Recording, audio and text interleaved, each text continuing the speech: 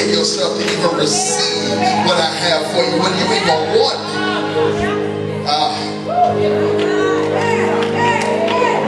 Let me tell you what we're going to do. But see, I know the deal. I know the warfare I went through all night up to this morning. I think I slept 2 hours. So I know what's the problem. See, I know what has been prepared to be birthed for you. And the enemy wants you to stay in a place where you do not receive it. And if you continue in the behavior that you are, you'll never change the results of your life. When you change your behavior, you'll change the results.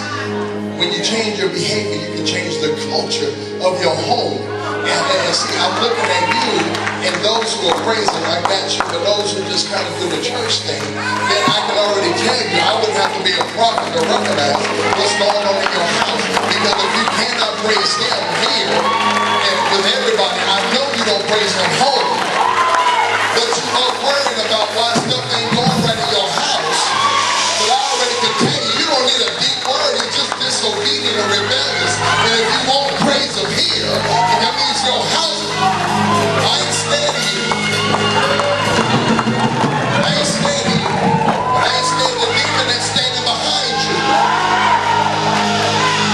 Because God said it's time out for Spartanburg to be locked under some stuff. It is time for Spartanburg to come out of the generational funk that has been in all these years. It is time for God to erase the line in between the haves and the have-nots, to erase the line for those who can succeed and those who will fail. It is time for the people of God of this region to move in what God has called you to move into. Guess what? Whether you like it or not. Oh, I know you're mad at me.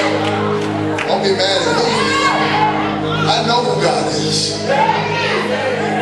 And all he says, just oblige God for a moment and just stretch your hands to him. I know you got a Methodist background. I know your mom and them would do that in church, but if you just stretch it, there you go. Look how that just quick obedience shifted God's attention to you. Just one seed of obedience opens up a window. Just one moment of obedience opens up the heaven above you.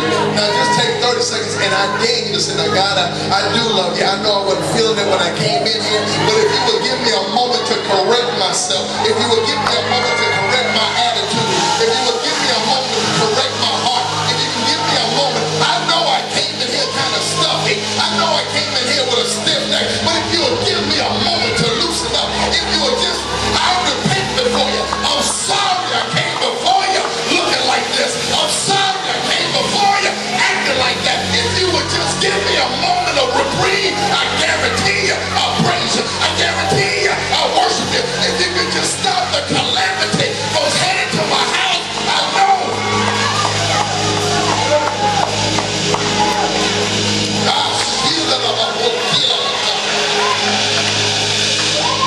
Just praise us. I dare you.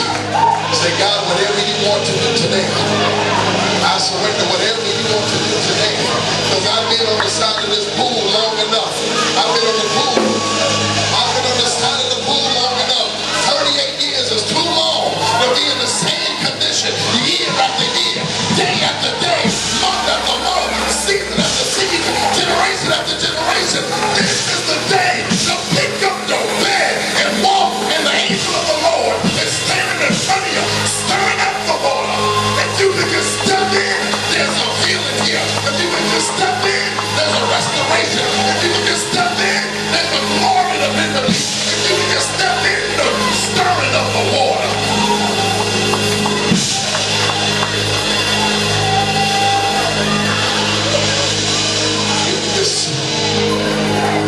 Don't give Jesus an excuse of why you've been in that condition that long. God will never force healing on you. You're the perfect gentleman. Why would he force something on you? Some of you here don't want it because you got used to living like that. And even when having an escape, your mind has been trained to stay in the cell, even though the door flew open. Sometimes situations in life training us to not move. Situations in life train us that there's nothing better. Situations in life train us that there's no life out there. And what happens, we conform to the behavior of failure. And when the spirit of success and fruitfulness, you can say be fruitful all you want, but if you don't behave like it,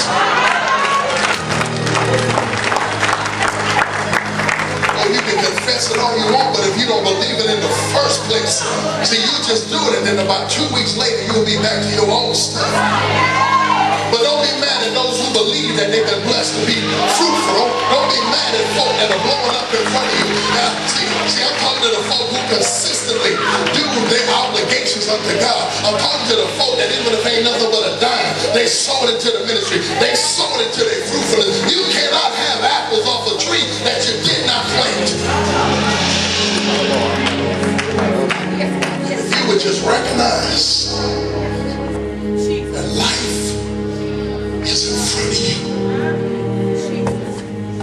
If you could just recognize that even in your older time, you feel like your moment has passed and you've missed every opportunity. But if you could just realize even 38 years later, opportunity still showed up. And if you can stop beating yourself up for 1 second about what happened to you and then celebrate what's about to happen to you, you can recover. Let me say this to you. You can recover. I don't care how bad the wreck was. You can recover. You may have a scratch. You may have a little limp, but you can recover. You can come out of that mess. You can recover. Stop thinking that that's it. It's over. It's a wrap. I can't move no further. Mom and them didn't get past this. Grandmama, that don't matter to God. If you would just see you in the sight of God and take a risk on faith.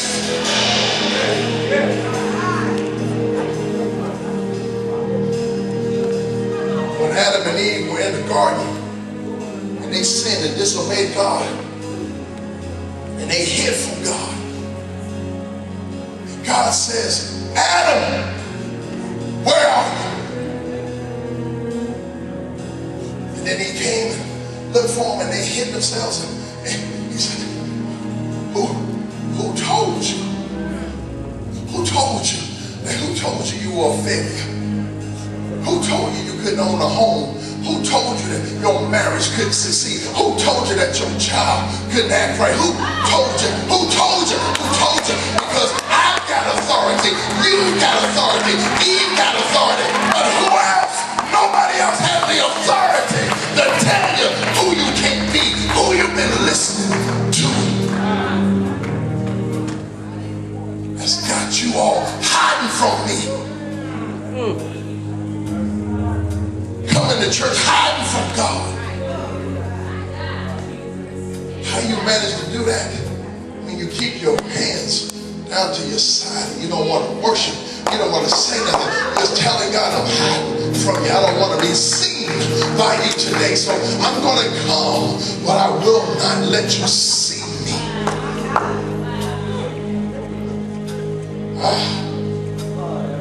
While we got a praise team, we're supposed to have a praise congregation so that God will see the whole church. We need God to see the whole